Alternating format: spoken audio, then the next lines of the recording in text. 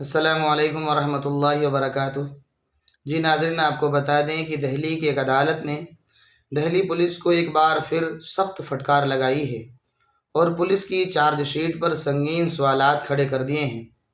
دہلی کی کرکرڈوما عدالت نے دو ٹوک الفاظ میں کہا ہے کہ دہلی پولیس نے الزامات عائد کرنے میں ایمانداری سے کام نہیں لیا۔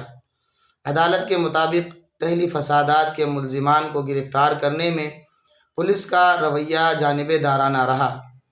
جن لوگوں کو دہلی پولیس نے ملزم بنایا، جن پر مقدمات درج کیے اور جن پر فسادات بھڑکانے کا الزام لگایا گیا، پولیس ان کے خلاف کوئی ٹھوس ثبوت پیش کرنے میں ناکام رہی۔ یہاں تک کہ جن لوگوں کو بطور گواہ پیش کیا گیا، ان کے بیانات سے یہ واضح ہو گیا کہ پولیس کا دعویٰ کچھ اور ہے اور حقیقت کچھ اور۔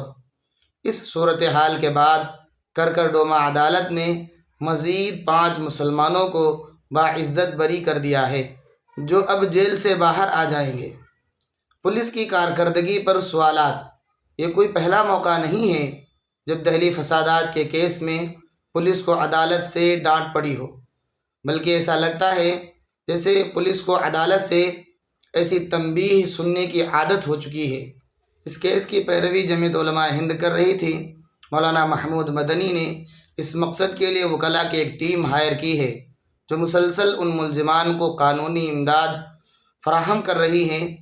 اس محنت کے نتیجے میں اب تک کئی لوگ بری ہو چکے ہیں۔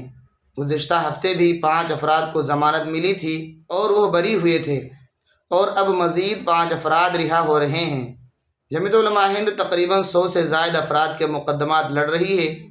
دوسری جانب عمر خالد، شرجیل امام، میران حیدر اور شفاء الرحمان جیسے کئی نامور افراد اب بھی قید میں ہیں، جنہیں اب تک ضمانت نہیں مل سکی ہے۔